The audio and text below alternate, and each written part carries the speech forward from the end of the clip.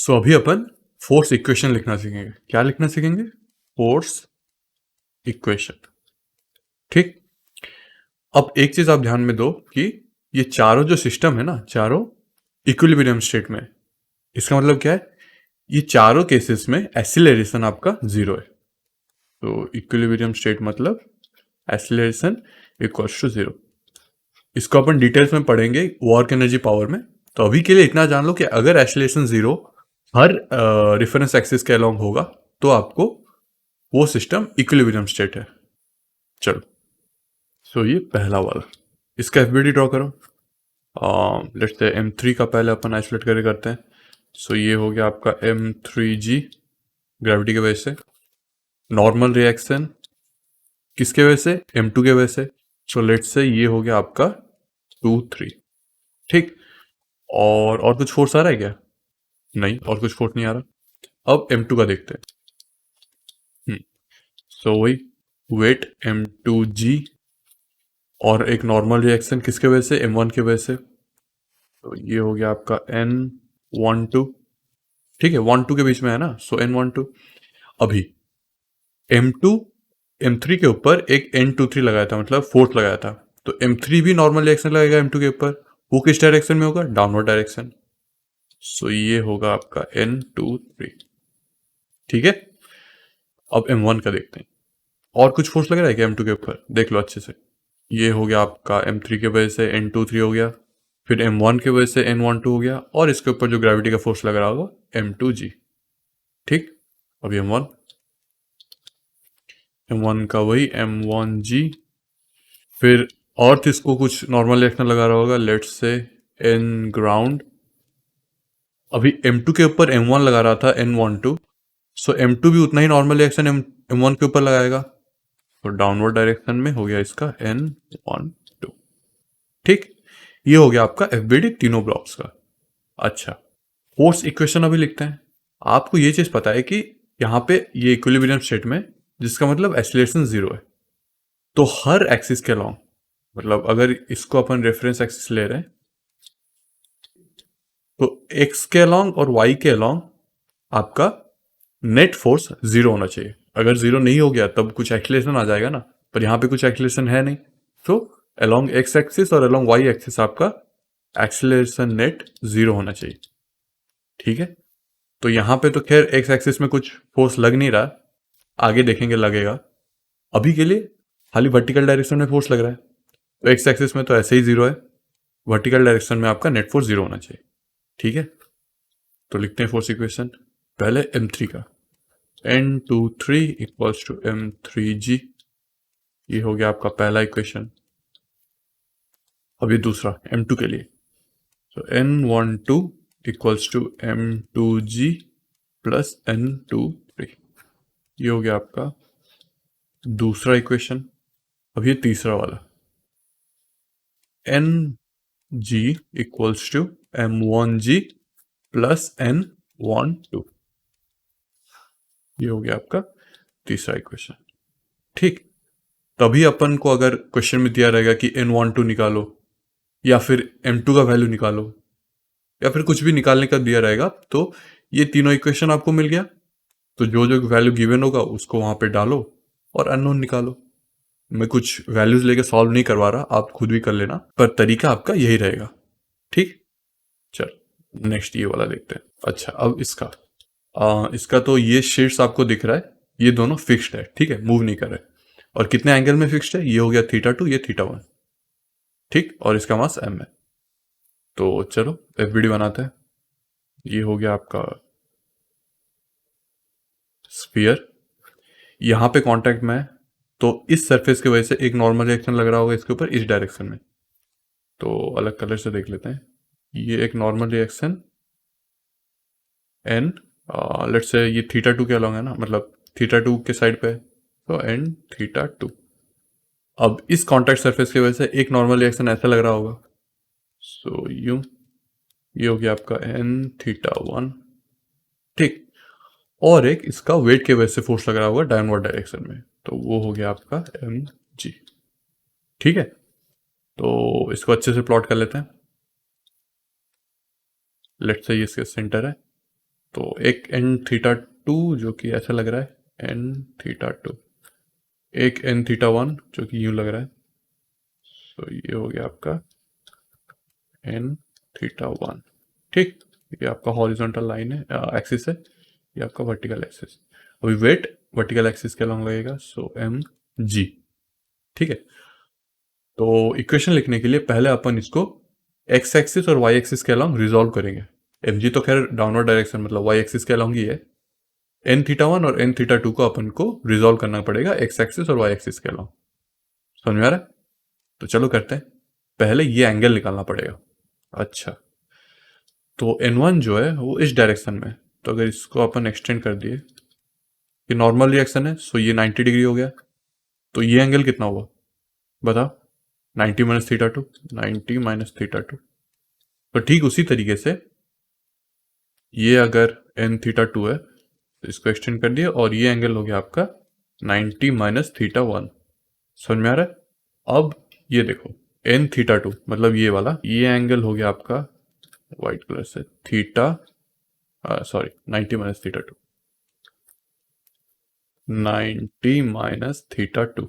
ठीक, अभी ये एंगल कितना होगा? 90 माइनस थीटा 1, 90 माइनस थीटा 1। समझ में आ रहा है? तो अभी इसको रिजॉल्व करते हैं। एन थीटा 1 का इसके अलॉन्ग होगा N theta 1 sine 90 minus theta 1 जो कि है कॉस थीटा 1। ठीक, अभी एन थीटा 2 का इस डायरेक्शन में होगा N theta 2 sine 90 minus theta 2 जो कि होगा कॉस थीटा 2।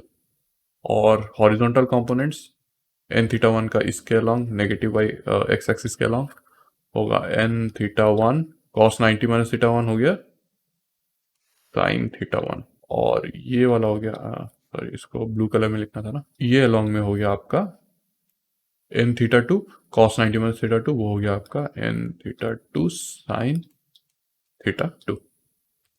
ठीक, तो वर्टिकल और हॉरिजॉन्टल के अलॉन्ग कंपोनेंट्स रिजॉल्व कर दिए। तो अभी फोर्स इक्वेशन लिखते हैं। पहले तो पॉजिटिव वाई एक्सिस का सारा फोर्स एडअप कर लो, N theta 1 cos theta 1 plus N theta 2 cos theta 2 is equals to negative वाला मतलब एम जी। ठीक, तो वाई एक्सिस इक्विलिब्रियम स्टेट में हो गया।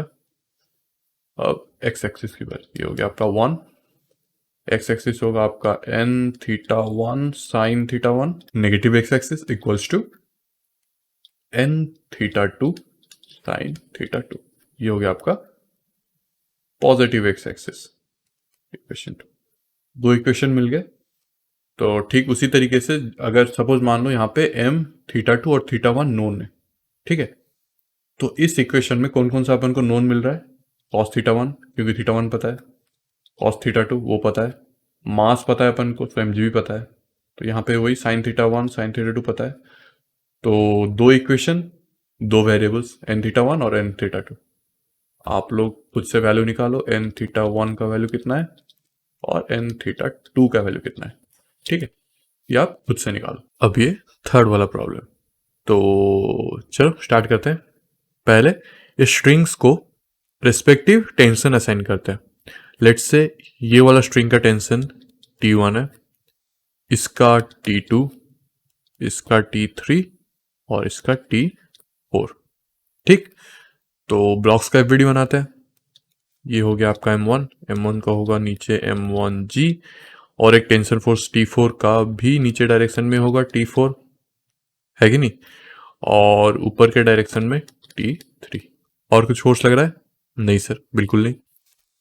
अब M2 का देखते हैं, ये हो गया M2। ठीक, तो डाउनवर्ड डायरेक्शन में M2G और अपवर्ड डायरेक्शन में T4। और कुछ फोर्स लग रहा है क्या? नहीं, बस इतना ही है। तो M1 और M2 का एफबीडी बन गया। अभी क्या करना है, अपन को इस पॉइंट का भी एफबीडी बनाना पड़ेगा। क्यों? क्योंकि अपन को T1, T2 और T3 में रिलेशन चाहिए ना, इतना सारा वेरिएबल्स लेके थोड़ी खेल सकते हैं अपन। ठीक है, तो चलो इस पॉइंट का एफबीडी, तो इस डायरेक्शन में T1 और इस डायरेक्शन में ये T1 है और ये T2 और नीचे के डायरेक्शन में T3। ठीक, ये अपना रेफरेंस एक्सिस हो गया, ठीक है, ये वाई, ये अभी एंगल पता करते हैं। ये देखो, ये अपन ने वाई एक्सिस ड्रॉ किया, ये एक्स एक्सिस। तो अगर ये थीटा 1 हुआ, ये एंगल 90 डिग्री है, तो ये एंगल कितना होगा 90 माइनस थीटा 1। समझ में आ रहा है? सो अगर ये 90 माइनस थीटा 1 हुआ तो ये कितना होगा थीटा 1, सिंपल। तो ये एंगल हो गया थीटा 1। ठीक उसी तरीके से ये एंगल कितना होगा थीटा 2, तो ये हो गया थीटा 2। समझ में आ रहा है? फिर से बताता हूँ। वैसे तो ये अगर ये लाइन और ये लाइन पैरेलल है, सो ये थीटा 1 और ये भी थीटा 1 होगा। क्यों? क्योंकि ये दोनों अल्टरनेट एंगल्स हैं। पर अगर आपको वो चीज़ याद नहीं है, फिर भी आप देखो कि ये वाई एक्सिस हुआ, ये एंगल 90 डिग्री, तो ये थीटा 1 हुआ, तो दूसरा वाला एंगल कितना होगा 90 माइनस थीटा 1। तो ये 90 माइनस थीटा 1 और ये टोटल एंगल 90 डिग्री। एक्सिस के बीच में, वाई एक्सिस और एक्स एक्सिस के बीच में कितना गैप होता है 90 डिग्री का एंगल होता है। सो ये टोटल 90 डिग्री हो गया, और ये 90 माइनस थीटा 1, तो ये कितना हुआ थीटा 1, सिंपल। तो ठीक उसी तरीके से ये हो गया आपका थीटा 2। तो बस अपन ने वही लिखा है, थीटा लिख तो रखा है। तो इसको रिजॉल्व करते हैं। T1 cos theta 1, x axis के अलावा मैं ड्रॉ कर लेता हूँ।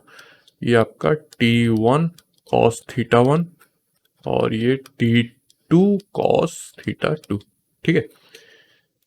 तो अगर एक्स एक्सिस का इक्विलिब्रियम देखेंगे तो T1 cos theta 1 equals to T2 cos theta 2।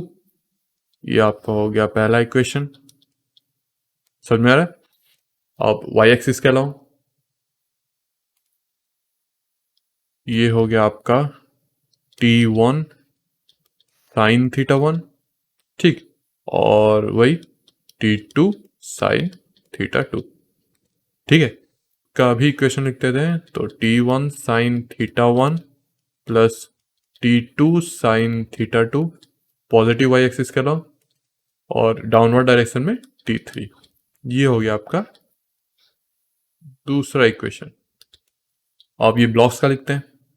तो T3 equals to M1G plus T4, ठीक, वर्टिकल में इक्विलिब्रियम स्टेट में। सो ऊपर के डायरेक्शन में T3 और डाउनवर्ड में ये दोनों फोर्स। समझ में आ रहा है? और अभी M2 का हो गया, सिंपल है, M2G इक्वल्स टू T4। ये हो गया आपका इक्वेशन नंबर 3 और ये,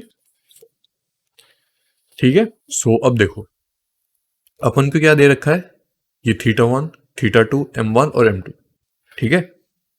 और कितने अननोन है, 1 2 3 4, 4 अननोन, 4 इक्वेशन, ये 1 ये 2 3 4, ठीक।